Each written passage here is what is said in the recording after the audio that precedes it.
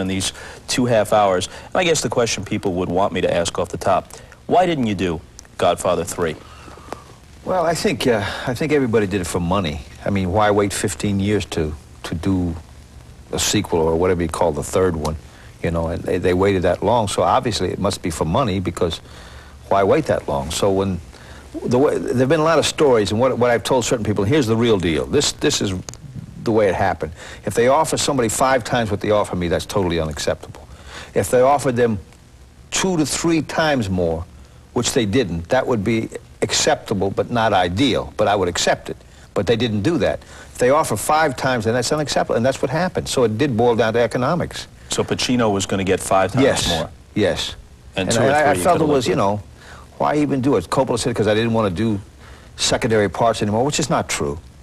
And that I wanted a great big bunch of money, which is true to a point. You know, I just wanted some slice of the pie. Otherwise, why do it? Because everybody was doing it for money. And when you see the movie, it is not as good as the first 2. I don't care what anybody says.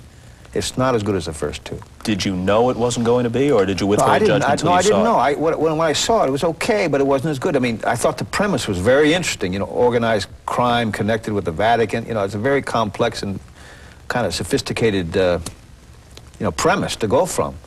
And it interested me to a point, but then when I did see it, I just felt that for whatever reasons, I didn't think it was as good. And everybody I've talked to, except Francis, says that.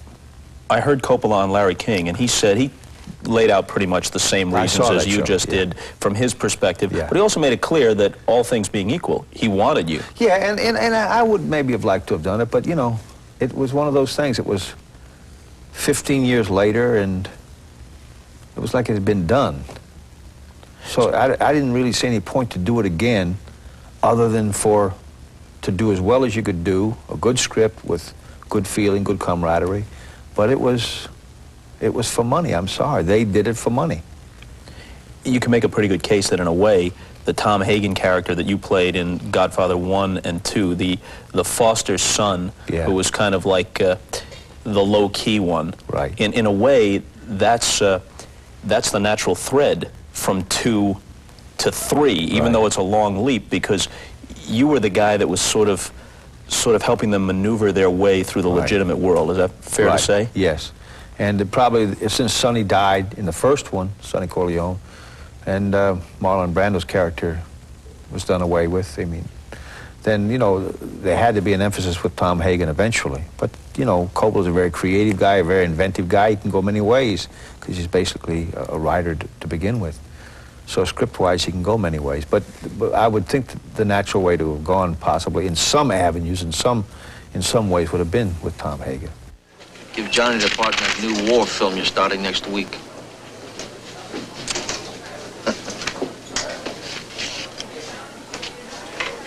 And what favor would your friend grant, Mr. Wolf? You're going to have some union problems. My client could make them disappear.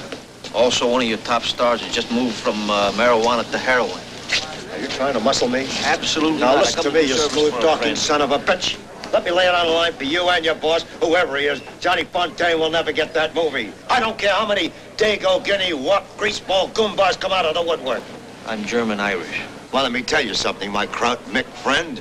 I'm going to make so much trouble for you, you won't know what hit you. Walscombe, a lawyer, I have not threatened. I know almost every big lawyer in New York. Who the hell are you? I have a special practice. I handle one client. Guys like you and Pacino had your reputation still in the making when you got together to do the first Godfather. How intimidated were you by Brando? Not intimidated, but with a good, healthy respect. You know, I had worked with Brando before on The Chase and had met him. And, you know, I think many young actors in America, you know, at one time looked up to Brando, maybe still, you know, and I think that served the project. We all sat around in rehearsal up on Patsy's Restaurant on the Upper East Side, you know, up in East Harlem. And we sat as a family and ate and talked about the project. Brando was at the head of the table, you know, he was there. It was great, and I was over here, and Sonny, Jimmy, who's great to work with, Jimmy Caan, and Al. And I think we deferred to him in a healthy way without being intimidated, you know, because we were coming into our own, and, you know, I think you have heroes when you're young. Mm-hmm. I was with somebody recently that said he never had a hero. He's a great horseman. He never had on the circuit, the Grand Prix rider.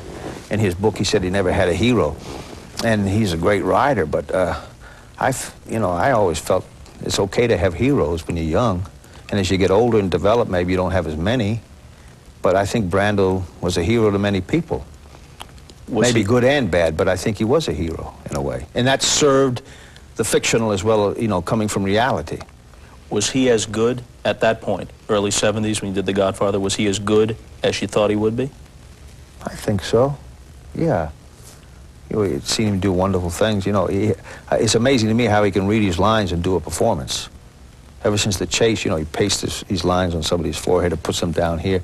And during one scene, we had to cut because he had his lines all pasted out for The Godfather. We took him, when he wasn't looking, we put a wedding invitation. Well, he couldn't see it, so they had to cut and everything. And then when he did the scene with Pacino outside when he's warning him, there's like this, he had billboards painted. Tree, no, and he'd look, and he's a master at it. I did a TV show once where I tried, I didn't know my lines, I had to shut down for the day. I couldn't do it. You know who you look like when you do Brando? You look like Peter Boyle. Peter Boyle. The combination of the way you twist up your face and start doing Brando, you sort of remind me of Peter Boyle. Yeah. But, no, it's great working with Marlon, he's a talented guy.